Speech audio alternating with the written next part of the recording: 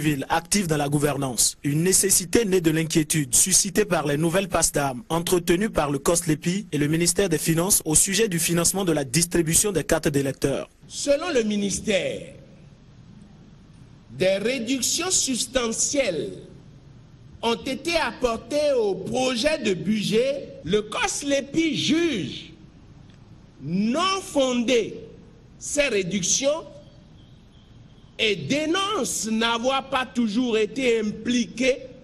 Ils ont passé la mi-journée du mercredi à écouter Komi Kouché et son cabinet, Saka Lafia et ses pairs, mais également la vice-présidente de la Sénat, Geneviève Bokon-Adjo. Et à l'issue de ces audiences d'écoute, l'horizon électoral est toujours chargé de gros nuages d'incertitude. Et les législatives sont menacées de décalage et les communales de report. Face au retard de la distribution des cartes d'électeurs, un retard en violation déjà de l'article 183 du Code électoral, la Sénat se demande si elle doit poursuivre les préparatifs ou simplement les arrêter jusqu'à la disponibilité des cartes d'électeurs. À la date du 8 avril 2015, seulement 3 millions environ de cartes d'électeurs sont en cours de plastification et la livraison du matériel pour plastifier les 1 500 000 cartes restantes reste bloqué. Mais partant de l'exigence non négociable que les élections doivent se tenir impérativement aux dates retenues par la Cour constitutionnelle, ces organisations proposent des approches pour une sortie de crise. Nous en appelons au leadership du chef de l'État, chef du gouvernement, pour convoquer en urgence une séance de travail avec COSLEPI pour définir et libérer les ressources financières complémentaires nécessaires au paiement de tous les besoins urgents bloquant le processus de distribution des cartes. Mobilisés et engagés, Martin Assogba, Léontine Idou, Fatouma Batoko Zossou, Julien Oussou et Antoinette Dadjo se proclament ainsi sentinelles de la démocratie pour la tenue des élections au Bénin. Voilà, à l'occasion du lancement de la campagne médiatique pour les élections législatives du 26 avril 2015, la Haute Autorité de l'audiovisuel et de la communication revient sur les principes à respecter par les médias. L'autorité de régulation rappelle ainsi aux hommes des médias quelques articles phares de la décision portant réglementation de la campagne médiatique pour les élections législatives. Le président de l'ARAC est au micro de Berger Dorajiou et d'Eder Roumpéji. Le 10 avril 2015, débute la campagne médiatique pour les élections législatives du 26 avril 2015. En vue de la préservation de la paix sociale en cette période délicate, j'invite expressément tous les responsables des organes de presse, de services publics et du secteur privé à respecter rigoureusement les conventions, le code de déontologie de la presse béninoise et la décision numéro 15019/HAC du 25 mars 2015 portant réglementation de la campagne médiatique des élections législatives du 26 avril 2015, notamment en son article 4 qui stipule que les organes de presse, tant de services publics que du secteur privé, doivent notamment en cette période, petit 1, s'interdire la diffusion de chansons, jeux, spots, communiqués, proverbes, récits satiriques, caricatures et toute autre production qui sont de nature à inciter à la haine religieuse, tribale ou raciale, à mettre en péril la cohésion nationale, à ternir l'image ou à dénigrer un parti politique ou une alliance de partis politiques, un candidat ou une liste de candidats. 2. Éviter la diffusion de sondages d'opinion en rapport avec les élections législatives. 3. S'interdire, en ce qui concerne la revue de presse, en quelque langue que ce soit, de prendre en compte les organes de presse n'ayant pas une existence légale, de reprendre les informations dont la véracité n'est pas établie par l'organe qui relaie, de commenter et de porter quelques jugements de valeur sur les informations relayées et dont les preuves ne sont pas établies. En tout état de cause, toute revue de presse doit éviter les commentaires dans son contenu et ne doit pas excéder 10 minutes jusqu'à la fin du processus électoral. Tout dérapage dûment constaté entraîne systématiquement l'interdiction de la revue de presse sur l'organe de presse en cause. L'article 7 de la même décision invite les organes audiovisuels de presse de service public à veiller au respect strict de la déontologie en matière d'information et à assurer l'accès égalitaire des partis politiques ou alliances de partis politiques qui prennent part aux élections législatives. C'est en application des diverses dispositions que je viens de rappeler que la HAC a déjà pris ses responsabilités. En effet, elle a organisé des tournées de prise de contact et des séances de travail avec les principaux acteurs des médias et les hommes politiques. Elle a également organisé des séances de vulgarisation des décisions relatives à la pré-campagne et à la campagne médiatique sur toute l'étendue du territoire national. Elle a en outre pris des dispositions techniques pour le suivi des émissions. À ce titre, elle a recruté une centaine de correspondants régionaux et des dizaines d'analystes occasionnels spécialement formés pour la circonstance. Sans compter que des antennes régionales étaient déjà opérationnelles à Parakou, Natitengu, Abomey et Lokossa. Il est loisible à tout citoyen de contacter les dites antennes en cas de dérapage constaté ou de recherche d'informations. Par ailleurs, tout citoyen peut contacter aussi les services centraux de la HAC pour signaler tout dérapage provenant des organes de presse au numéro vert 21 31 77 67. Mesdames et messieurs, nous avons le devoir de conduire la campagne médiatique des élections législatives du 26 avril 2015 avec responsabilité et professionnalisme. Aussi, je voudrais insister pour conclure sur la nécessité pour tous les acteurs impliqués dans ce processus de jouer pleinement leur rôle, chacun en ce qui le concerne. Le président de l'Assemblée nationale s'est rendu ce mardi dans les communes de Bopa et de Koulekame en sa qualité de coordonnateur national de l'Alliance des forces démocratiques unies. Cette sortie a permis à Mathurin Kofinago de rencontrer les femmes FDU de ces deux localités du Monokufo. Ils ont donc essentiellement échangé sur les dérives commises par le pouvoir en place qui, selon eux, n'a pas favorisé un réel développement depuis bientôt 9 ans. Voici le reportage de Nouroudine Moussa de Florando. Les femmes FDU de la commune de Bopa expriment vivement leur attachement aux idéaux du président Mathurin Kofinago. Venus de tous les arrondissements de cette commune d'origine du président de l'Assemblée nationale, elles ont dans un premier temps fustigé les attaques subies par leur leader charismatique, dont la rencontre du 4 septembre 2014, organisée par certains cadres du Mono. Aujourd'hui, nous sommes fiers de nous retrouver devant vous à Bopa et vous demander pardon au nom des femmes qui étaient innocemment emballées dans ce complot dénommé meeting de la honte. On leur a promis terre et ciel pour leur dire allez injurier le président Mathurin Nago chez lui. Ils l'ont fait, mais quand ils ont compris, ils ont regretté. Et je leur pardonne. Je le dis ici et maintenant. Mais je voudrais en même temps ajouter que c'est une pratique habituelle du système politique en place chez nous.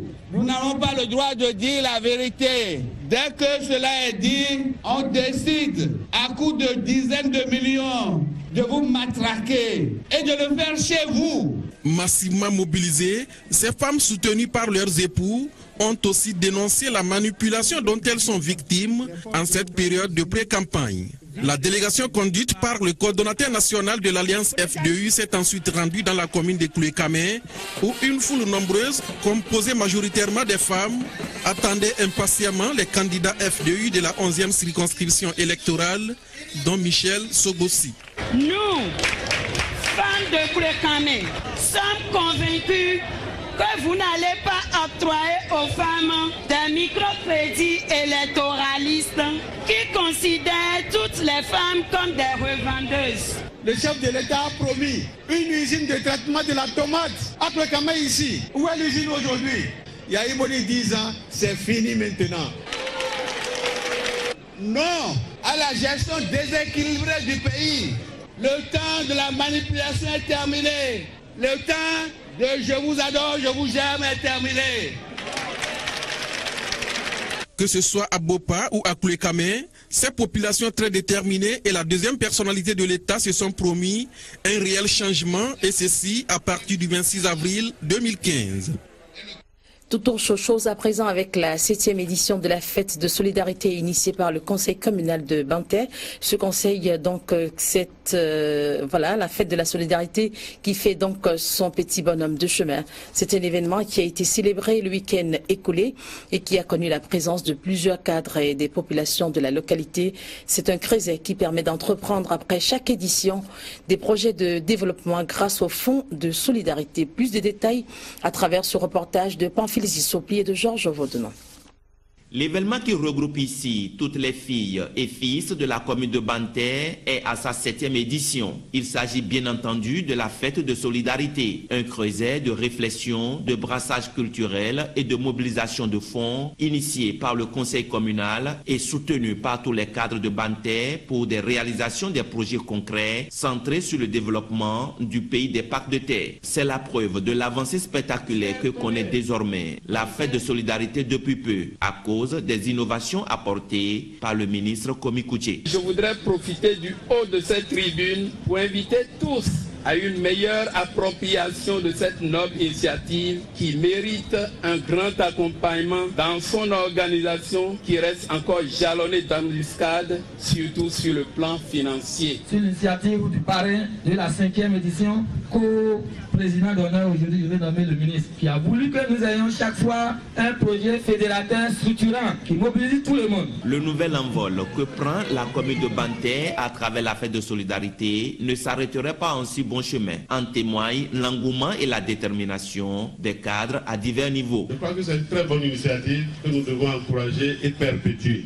C'est pourquoi, pour moi, nous devons, à cette occasion qui se présente encore aujourd'hui, essayer de rentrer le maximum d'argent que nous pouvons pour que l'opération enclenchée puisse continuer. À chaque année, nous allons ouvrir peut-être d'autres chantiers, mais je crois que le chantier le plus important à ce moment où je vous parle, c'est d'abord le chantier de la santé. Là. Et quand il s'agit donc du développement, c'est comme ça que je veux voir cette population-là mobilisée. Parce que c'est ça le seul credo que nous devons avoir. Le développement. La solidarité, c'est d'abord être solidaire, c'est se solidariser. Se solidariser signifierait se mettre ensemble, s'unir, se partager, s'entendre et participer à tout ce qui est initiative au niveau de la localité. Avec le soutien du ministre Komi Kouché et grâce à ces initiatives, les usagers et les patients de l'hôpital de zone de Bantais sont aujourd'hui soulagés par la mise en service officielle de ce bloc de chirurgie complètement équipé et le recrutement d'un chirurgien et d'un anesthésiste sur la mobilisation du fonds de solidarité. Descente ce mercredi de la présidence de l'association des femmes juristes du Bénin dans les localités de Toribosito, Kwamassé et Segboroué. Maître Marie-Élise Gbedo était à la rencontre des groupements de femmes. L'objectif, entre autres, est de renforcer l'autonomisation et la gouvernance de ces femmes à travers l'initiative dénommée Femmes actives du développement communautaire, en abrégé FADECOM. Un projet initié pour assurer l'épanouissement des femmes béninoises et le bonheur de leur famille. Précision avec Oulia Tanoussi et Moufid Sabouran. Marie-Élise Gbedo, au contact des femmes de la commune de Toribosito. Elle est ici pour un noble objectif, renforcer l'autonomisation et la gouvernance de la gente féminine à travers son initiative Femmes actives du développement communautaire, FADECOM. Nous avons parlé de l'autonomisation financière et matérielle de la femme. C'est ça qu'il faut pour le développement, l'indépendance, l'émergence de la femme au Bénin. Vous vous êtes déjà constitué en 38 groupements de 1900 femmes déjà tori. Et ça, je suis fière de vous. Nous venons à peine de commencer. Le projet ainsi lancé reçoit l'adhésion de tous. Ils ont félicité Marie-Élise Gbedo pour son combat à leur côté pour l'amélioration de leurs conditions de vie. Nous, les femmes acquises pour votre projet, sommes décidées et déterminées à le mener avec vous pour une victoire commune. Celle de la pauvreté, zéro. au sein de notre communauté. Après Toribo-Sito, l'Amazone politique s'est rendue dans les localités de Pomassé, puis de Segbouroué. Là encore, le message est resté le même, l'engagement aussi. Véritable femme battante que vous êtes, vous avez toujours le regard très franc lorsqu'il s'agit de défendre les femmes. Ce combat que vous menez depuis très longtemps ne peut qu'être salué par toutes les femmes du Bénin par leur soutien massif à tous vos désirs. Le crédit et l'épargne qu'on vient mettre à votre disposition pour vous former à bien gérer, à gérer votre environnement, votre communauté, ne peut que participer à l'amélioration de votre vie. Et surtout, si nous réussissons ce projet, la croissance de l'économie locale, la promotion de la gouvernance politique au niveau des femmes, parce que vous pouvez parler de votre communauté, de votre besoin communautaire dans les instances de décision, déjà à la base. Le projet FADECOM comporte 3 volets, l'épargne et le crédit, la transformation-production et la recherche de marché. Cette tournée de sensibilisation se poursuivra dans tout le pays pour susciter l'adhésion massive de ces actrices de développement. Le directeur général des douanes et droits indirects, Charles Cézanne, était ce mercredi dans des unités douanières des départements du Mono et du Koufo. Cette première sortie depuis sa prise de fonction en mars dernier l'a conduit à la recette des douanes de Hila-Kondji, à la frontière Bénin-Togo et à la direction régionale Mono-Koufo des douanes à Comé. Il a échangé avec le personnel de ces unités sur les mesures à prendre pour que les objectifs de recettes fixés à ces unités soient désormais atteints, voire dépassé. Geoffroy Messon, Florent Dou. Un visiteur pas comme les autres ce mercredi à la recette des douanes de Hila-Kondji, à la frontière sud entre le Bénin et le Togo. Il s'agit de Charles Cézanne, directeur général des douanes et droits indirects. Entré en service le 4 mars dernier, le nouveau patron de la douane béninoise effectue une visite de prise de contact. Nous sommes là ce matin pour venir prendre langue avec vous. Nous sommes là ce matin pour venir vivre vos conditions de travail. Nous sommes là ce matin pour venir vous écouter. Je voudrais que cette rencontre soit une rencontre de vérité, d'échange et peut-être même de partage d'expérience.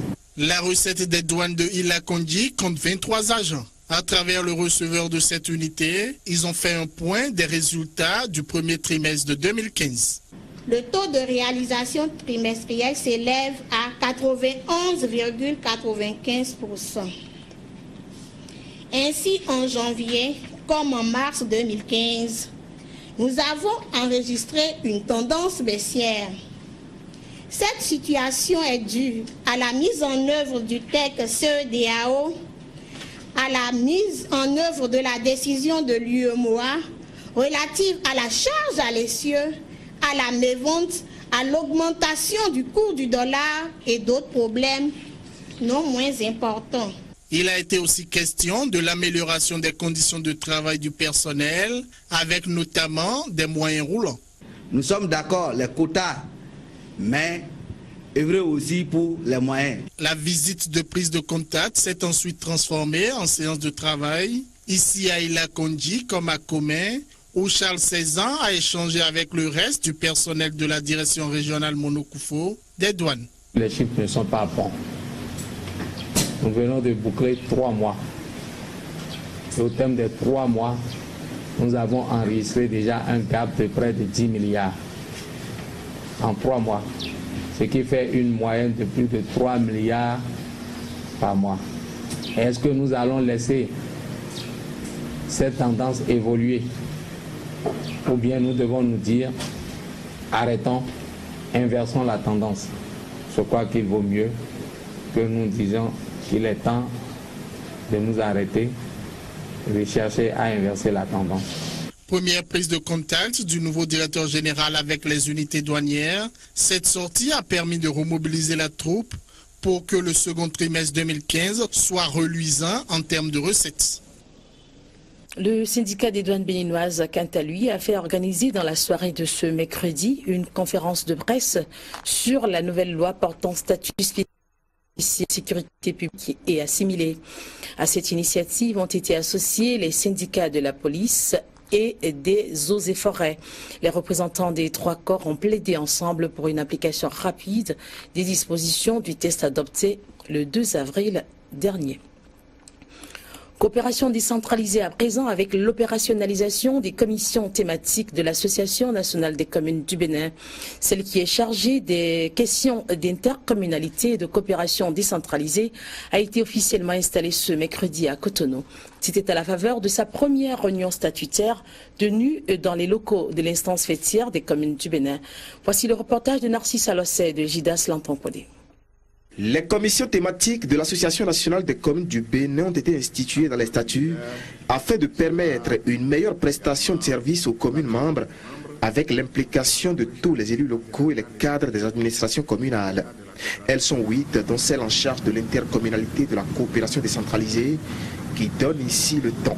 Après l'atelier de réflexion sur les modalités de mise en œuvre des dispositions légales et réglementaires de l'intercommunalité au Bénin, organisé par l'ANCB et tenu à Boyko en mars 2014, des recommandations et une feuille de route ont été établies. Un an après, il est normal que nous fassions le point afin de voir quelles sont les avancées déjà constatées et quelles nouvelles actions peuvent être menées par l'ANCB pour appuyer les communes dans la mise en place des CPCI. Il s'est agi pour les participants qui sont des élus locaux et des cadres des administrations communales d'amender, de valider des missions de la commission. Ils ont aussi fait le point sur la mise en œuvre des recommandations et de la feuille de route de l'atelier de Boycon en mars 2014. La commission thématique intercommunalité et coopération décentralisée a surtout pour tâche de se pencher sur des questions touchant le domaine, tant en ce qui concerne l'appui aux communes que dans les plaidoyers développés envers l'État. Le maire d'Abomey-Calavi prend les nouvelles de l'évolution des travaux d'embellissement de l'échangeur de Godemey. Accompagné du directeur des services techniques de la mairie et de quelques membres de son cabinet, il est allé sur le site constater de visu l'évolution des travaux. Et puis, conformément aux dispositions de la décentralisation, le maire de la ville de Parakou et son conseil étaient face à leurs administrés. C'est pour une séance de reddition des comptes. Devant les participants composés des faiseurs d'opinion, des associations de développement, l'autorité communale a dressé le bilan des réalisations de 2008 à 2015. Les détails à travers le reportage que voici.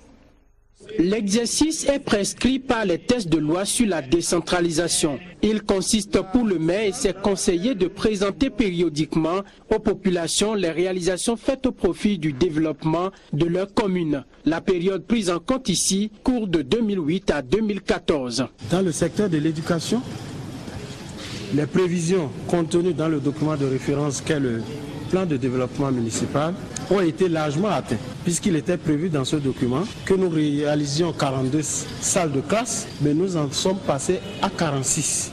Il était prévu dans ce document de réfectionner les anciennes salles de classe, 32 au total dans les prévisions, mais nous en avons réfectionné 36. Le conseil municipal a mis également un accent particulier sur l'assainissement, l'éclairage public avec plusieurs lampadaires posés, la construction des infrastructures marchandes, des initiatives prises pour la promotion des jeunes et des femmes, de même que d'autres couches socio-professionnelles. Cette mandature eut le mérite de conduire deux autres innovations d'envergure. La première relative à l'acquisition d'une brigade de voirie constituée d'un bulldozer, d'une niveleuse et d'un porte-char. La deuxième est la tenue effective de la table ronde des acteurs impliqués dans la gestion du foncier. Cette dernière activité a permis de prendre des résolutions quant aux vieux problèmes domaniaux dont a hérité notre mandature et dont la plupart remontent à la période d'avant la décentralisation. Les défis de développement sont encore énormes, reconnaît le maire Soulé Alagbe. Des défis qui ne seront relevés que grâce à la participation citoyenne des administrés. Ce qui reste, c'est que les attentes des populations sont nombreuses. Elles veulent que tout soit fait maintenant et tout de suite, et à la fois, dans tous les secteurs. Mais pour qu'il en soit ainsi, il faudrait que l'équipe municipale puissent bénéficier davantage de soutien de la part de ces populations par le paiement des différentes taxes et impôts. C'est la seule manière pour pouvoir faire face efficacement aux défis de développement qui s'imposent à la ville de Paris. À l'actif de ce conseil dont le mandat s'achève très bientôt, l'instauration du guichet unique pour éviter les évasions fiscales. Une innovation qui a d'ailleurs fait école dans plusieurs autres communes de notre pays. Voilà, je vous l'annonçais tantôt, l'invité de ce journal est bien Monsieur Adrien Brault. Il est le directeur général de Canal Plus Bénin. Voilà, exactement. Voilà, vous êtes donc merci d'avoir accepté notre invitation. Vous allez nous dire pourquoi est-ce que Canal Plus a choisi de grandir, de s'élargir avec cette nouvelle filiale au Bénin. Exactement. Pourquoi ce choix? Canal Plus en Afrique et au Bénin plus particulièrement, tout le monde connaissait depuis pas mal d'années, depuis plus de 20 ans en réalité.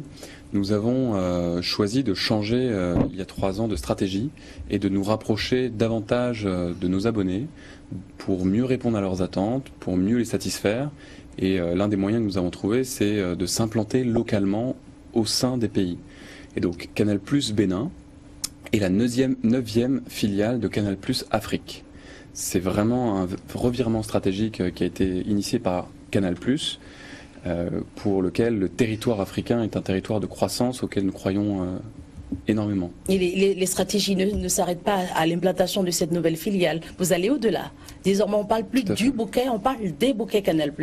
Exactement. Donc, le 24 mars dernier, nous avons lancé une nouvelle offre qui s'appelle les bouquets Canal+, qui viennent remplacer CanalSat, la marque que vous connaissez auparavant, et qui, on n'a pas simplement changé le nom, on a aussi, on en a profité pour rajouter un certain nombre de chaînes. C'est une nouvelle marque alors? Exactement, une nouvelle marque, 25 nouvelles chaînes qui viennent enrichir notre bouquet, donc les bouquets Canal+.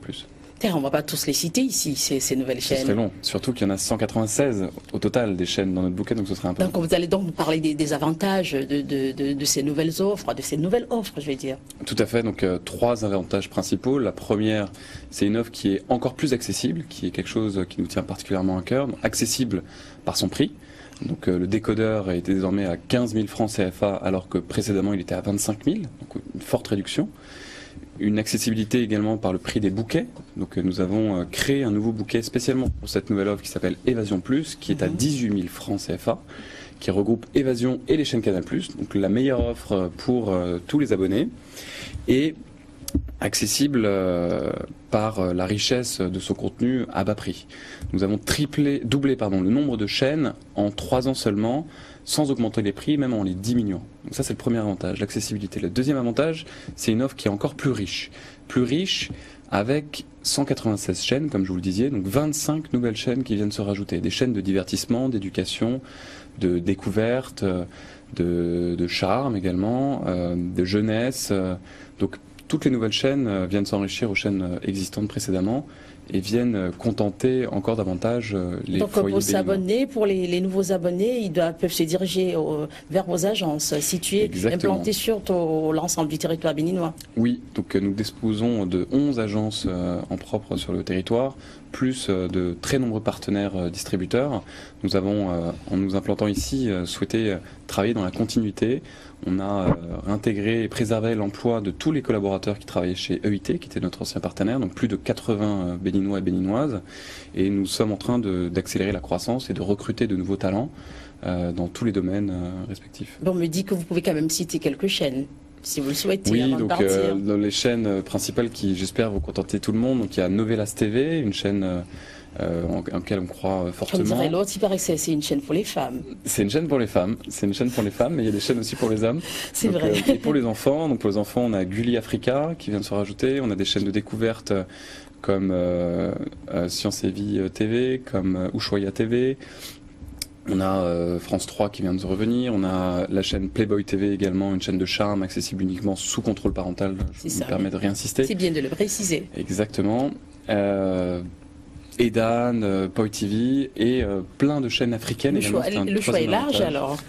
Exactement, Golf TV qui vient se rajouter également sur notre bouquet pour avoir 5 chaînes béninoises disponibles sur le bouquet c'est vrai Canal+. de le rappeler que nous aussi, Canal 3 Bénin Et Canal 3 Bénin est sur- présent sur notre bouquet, nous en sommes C'est ravis. vrai, à travers le canal 127. Exactement. Je me fais notre propre publicité, vous me le permettez. Je vous en prie. allez-y. Merci donc, Monsieur Adrien Bourreau. Vous avez certainement un dernier mot, un petit message à l'endroit de ceux-là qui hésitent encore à venir s'abonner. N'hésitez plus. Le simple mot que je pourrais vous dire, je suis ravi d'être donc le premier directeur général de Canal+ Bénin et je vais m'efforcer de remplir ce rôle avec toute la force et la motivation qui m'animent On vous le souhaite. pour satisfaire nos nombreux abonnés qui, j'espère, seront encore plus nombreux. C'est ça. Merci beaucoup à vous, Merci à Monsieur vous. Adrien Bourreau. Je rappelle donc que vous êtes le directeur général de Canal+ Bénin, la nouvelle filiale au Bénin du groupe Canal+.